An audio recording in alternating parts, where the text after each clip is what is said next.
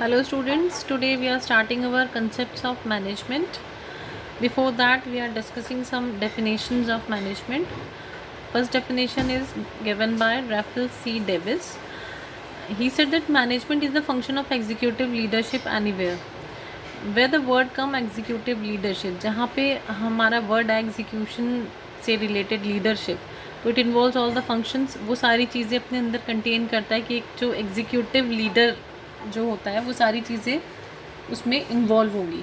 तो this is known as management. Now second definition is from EFL Breach, and what does he say?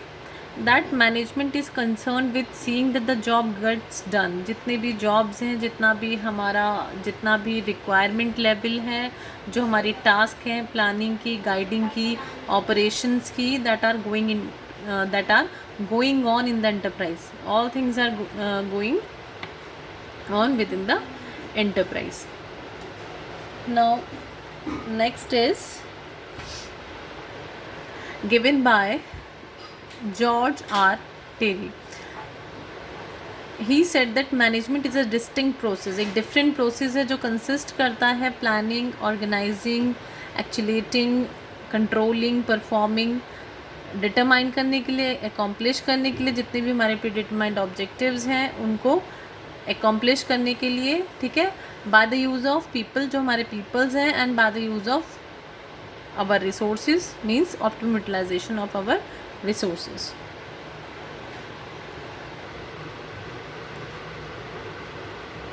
Now here it is concepts of management. Concepts क्या है management के? Management is an activity. Management एक activity भी है, as a group भी है. Management is also an academic discipline. Management is also a team. ठीक है, मैनेजमेंट को आप इकोनॉमिक रिसोर्स के उसमें भी कंसिडर करते हैं. एक प्रोसेस है, एक्टिविटी है, टीम है, ठीक है, एकेडमिक डिसिप्लिन है. तो there are so many concepts of management. As an art, ठीक है, as an art, a science, management बहुत सारी डिफरेंट कंसेप्ट्स हैं मैनेजमेंट के. Now we are starting with management as an activity. Management एक activity की तरह है, just like playing, studying, teaching. ठीक है, it is define as the art of getting things done. एक जो जैसे हम चीज़ों को करते हैं through the efforts of the people, efforts के साथ हम कैसे चीज़ों को पूरा करते हैं, अपने ऑब्जेक्टिव्स कंप्लीट करने के लिए कैसे चीज़ों को मैनेज किया जाता है विद इन द ऑर्गेनाइजेशन. एक ग्रुप एक्टिविटी है जहाँ पर मैनेजर्स अपना जो ऑब्जेक्टिव है उसको कंप्लीट करने के लिए, अकॉम्प्लिश करने के लिए विद इन द ग्रुप्स काम करते हैं.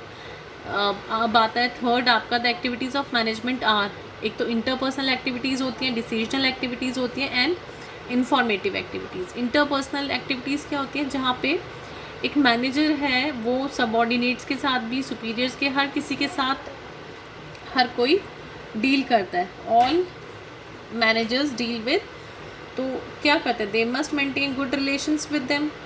गुड रिलेशंस बना के रखने होते हैं with the superiors as well as with the subordinates. तो जो इंटर पर्सनल एक्टिविटीज़ हैं वो इंक्लूड करती हैं, include with the subordinate and taking, मतलब पूरा जो इंटर पर्सनल एक्टिविटी है वो पूरा इंक्लूड करती है taking good care of the problems and all related things. एक जो हमें इंटरपर्सनल एक एक्टिविटीज़ क्रिएट करके चलना पड़ता है. Next is decisional. Decisional activities कौन सी होती हैं? Management is itself is a decision making. Management process ही डिसीजन मेकिंग का होता है. ठीक है, it is all about decision making. तो this is also an management concept. Next is informative activities. Decisions हम कब लेंगे? जब we have so many alternatives of a problem, so many alternatives to deal with some problem, to मतलब कोई भी हमें किसी भी तरह का कोई नया वर्क करना है, we have to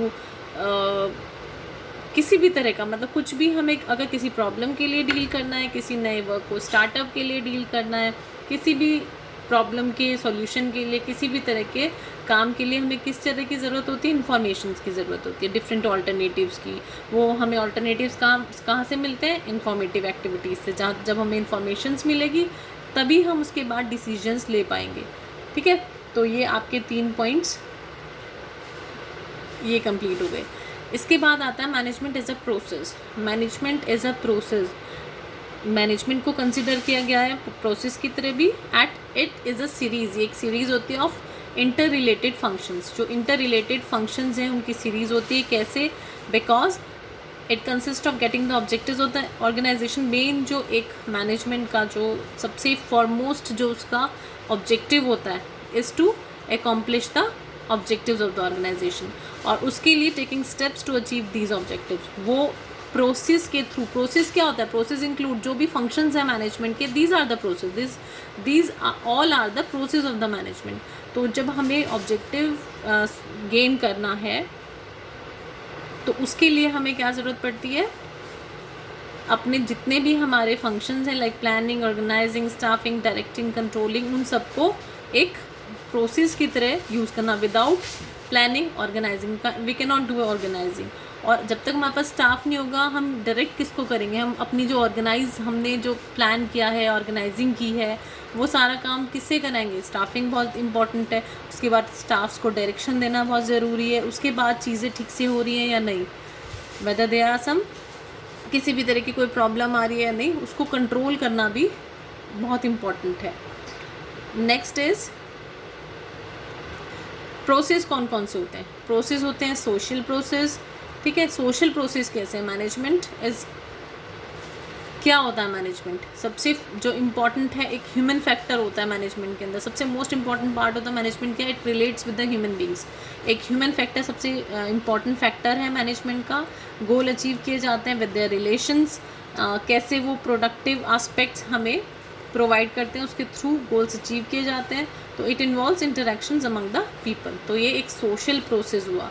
integrated process कैसे है? इंटीग्रेटेड प्रोसेस है कि विद इन जो हमारे फाइनेंशियल रिसोर्स हैं, फिजिकल रिसोर्स हैं, ह्यूमन रिसोर्स हैं, उन सबको एफर्ट में लाया जाता है, उन सबको एक साथ रखा जाता है एफर्ट्स के थ्रू कि वो सब मिलकर ऑब्जेक्टिव्स की जो हमें ऑब्टेन करने हैं उसके जो एक डायरेक्शन है उसमें वर्क करें।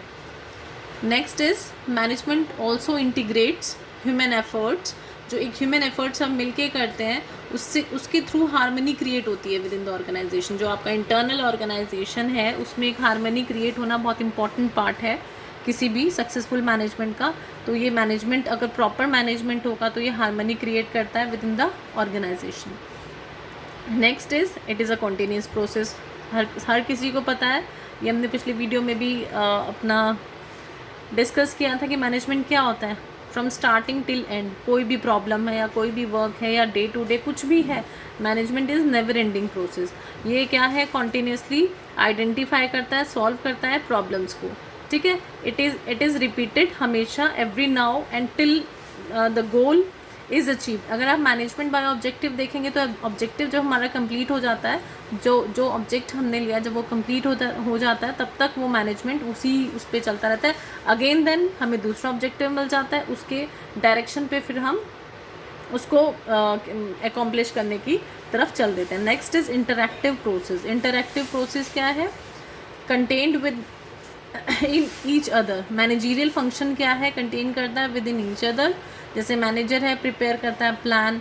अगर कोई भी एक इंटरएक्टिव प्रोसेस है, अगर कोई प्लान प्रिपेयर कर रहा है तो उसको ले डाउन करके चलना होगा स्टैंडर्ड्स फॉर कंट्रोल। स्टैंडर्ड्स क्या होंगी कंट्रोल के, ठीक है। नेक्स्ट है